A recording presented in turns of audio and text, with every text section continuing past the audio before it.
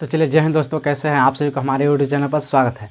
जैसा कि आप सभी को पिछले वीडियो में बता दिए थे कि 10th क्लास में हम लोग केमिस्ट्री के बारे में चर्चा कर रहे थे। यानी कि पिछले वीडियो में हमने चर्चा किए थे कि पदार्थ कहते हैं किसे और केमिस्ट्री कहते हैं किसे और केमिस्ट्री की शुरुआत कहाँ से हुई। इतना तक हमने पिछले वीडियो में आप सभी को बता दिया था कि पदार्थ को कितने भागों में बांटे थे।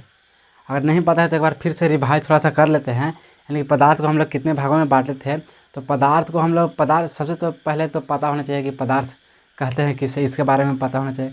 तो इसका डिफिनेशन बताए थे कि संसार का कोई भी वस्तु, पदार्थ का डिफिनेशन बताए थे कि संसार का कोई भी वस्तु जिसमें द्रव्यमान हो, जो स्थान घेरता है, जो गति को विरोध उत्पन्न करे, उसे पदार्थ कहते हैं। उसे क्या कहते हैं? पदार्थ। जैसे कि कुर्सी, टेबल, पंखा, ये सब पदार्थ के श्रेणी में आता है।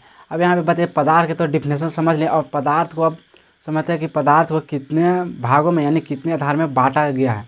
तो हमने पिछले वीडियो में बताया था कि पदार्थ को हम लोग 2 वर्गों में बांटे हैं, जिसमें पहला है भौतिक आधार पर और दूसरा है रासायनिक आधार पर। जिसमें हमने पहला में आप सभी को बता दिया था कि पहला होता है भौतिक आधार पर। और भौतिक आधार पर कितने प्रकार भौतिक पदार्थ को भौतिक आधार पर भौतिक आधार पर आप सभी को हम बता दिए थे। तो भौतिक आधार पर पदार्थ कितने प्रकार के होते हैं? तो भौतिक आधार पर पदार्थ को हम लोग 5 वर्गों में बांटे थे। भौतिक आधार पर पदार्थ को कितने वर्गों में बांटे थे? तो 5 वर्गों में बांटे थे। वो भी कौन कौन थे? तो सबसे पहला नंबर ठोस, दूसरा द्रव, तीसरा गैस, चौथा प्लाज्मा, पाँचवा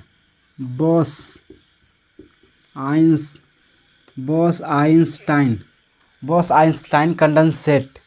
पदार्थ के कितने वर्गों में बता दिए थे? तो भौतिक आधार पर बता दिए थे 5 प्रकार। कौन कौन? ठोस, द्रव, गैस, प्लाज्मा, बोस-आइंस्टाइन, 5 प्रकार के बता दिए थे। तो अब चलते हैं आज के वीडियो में, बताते हैं रासायनिक शास्त्र के आधार पर यानी रसायन शास्त्र के आधार पर पदार्थ को कितने वर्गों में बांटा गया है। तो चलिए देखते हैं। भौतिक आधार पर देख लिए थे, तो अब देखते हैं रसायन शास्त्र के आधार पर। यानी कि रसायन शास्त्र के आधार पर पदार्थ को कितने भागों में बांटा गया है। तो रसायन शास्त्र के आधार पर पदार्थ को कितने भागों में बांटा गया है।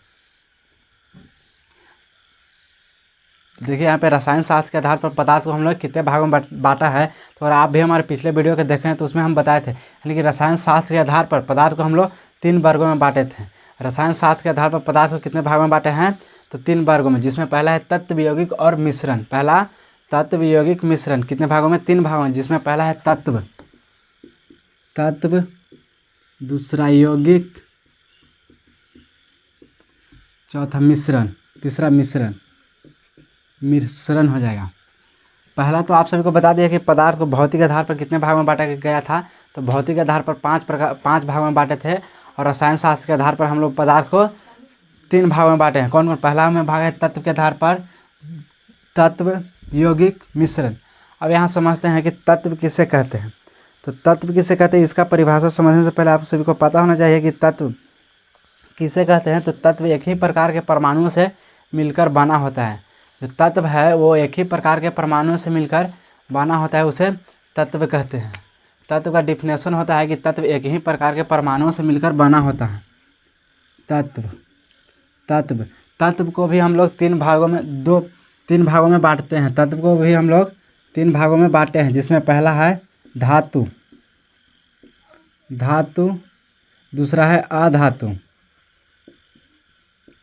तीसरा है उपधातु। तो रसायन शास्त्र के आधार पर पदार्थ को कितने भागों में बांटे? तो रसायन शास्त्र के आधार पर पदार्थ को हमने 3 भागों में बांटा। तत्व, यौगिक, मिश्रण। कौन कौन? तत्व, यौगिक, मिश्रण, जिसमें पहला है तत्व। तो तत्व को भी हम लोग कितने भागों में बांटे? 3 भागों में, धातु, अधातु, उपधातु। तो तत्व का डिफिनेशन हो जाएगा, तत्व एक ही प्रकार के परमाणु से मिलकर बना होता है। तत्व का डिफिनेशन होता है कि एक ही प्रकार के परमाणु से मिलकर बना होता है, उसे तत्व कहते हैं। अब आगे समझते हैं यौगिक। यौगिक का क्या होता है, यानी यौगिक कंपाउंड। यौगिक किसे कहते हैं, यानी किसी निश्चित अनुपात में, किसी विलयन के निश्चित अनुपात में किसी मिश्रण को मिलाने से बना पदार्थ मिश्र यौगिक कहलाता है। यौगिक कहलाता है। अब यौगिक को हम लोग कितने भागों में बांटे हैं, तो यौगिक को हम लोग दो वर्गों में बांटे हैं। यौगिक को कितने वर्गों में, तो यौगिक को हम लोग दो वर्गों में बांटे हैं, जिसमें पहला हो जाएगा कार्बनिक यौगिक और अकार्बनिक यौगिक। तो यौगिक में भी हम लोग को पढ़ना है दो प्रकार के, यानी कि पहला है कार्बनिक और अकार्बनिक। तो यौगिक में भी हो जाएगा हम लोग को दो प्रकार, यौगिक में भी हो जाएगा दो प्रकार। पहला कार्बनिक, दूसरा अकार्बनिक,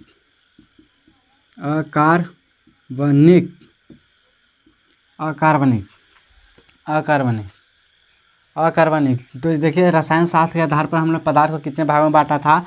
तो पहला हो जाएगा तत्व के आधार पर, दूसरा यौगिक, तीसरा हो जाएगा मिश्रण। अब तत्व को भी हम लोग कितने भागों में बांटे, तो तत्व को हम लोग बांटे तीन भागों में। पहला धातु, अधातु, उपधातु। धातु, अधातु, उपधातु। यौगिक को कितने भागों में बांटे, यौगिक को दो, कौन कौन, कार्बनिक, कार्बनिक और अकार्बनिक। अब यहाँ पे देखते हैं मिश्रण को, यानी मिश्रण का परिभाषा डिफिनेशन होता है कि किसी भी अनुपात में मिलने से बना पदार्थ मिश्रण कहलाता है। यानी किसी भी पदार्थ में किसी को मिला दीजिए, जैसे चीनी में शरबत को मिला दीजिए, कोई भी अनुपात में मिला दीजिए, वो मिश्रण कहला जाए। बालू चीनी को जिसमें मिला दीजिए वो मिश्रण कहलाए। कोई भी अनुपात में, न नाप न तौले, जैसे है वैसे मिला दीजिए, उसे मिश्रण कहते हैं। अब यहाँ पे देखिएगा मिश्रण को हम लोग कितने भागों में बांटे हैं, तो मिश्रण को हम लोग दो भागों में बांटते हैं। मिश्रण को हम लोग दो भागों में, जो मिश्रण है इसको भी हम लोग दो भागों में। पहला है समांगी मिश्रण, समांग, दूसरा है विसमांग। तो अब देखिए सबसे पहले तो तत्व को बांट लिए हैं, तत्व, यौगिक, मिश्रण।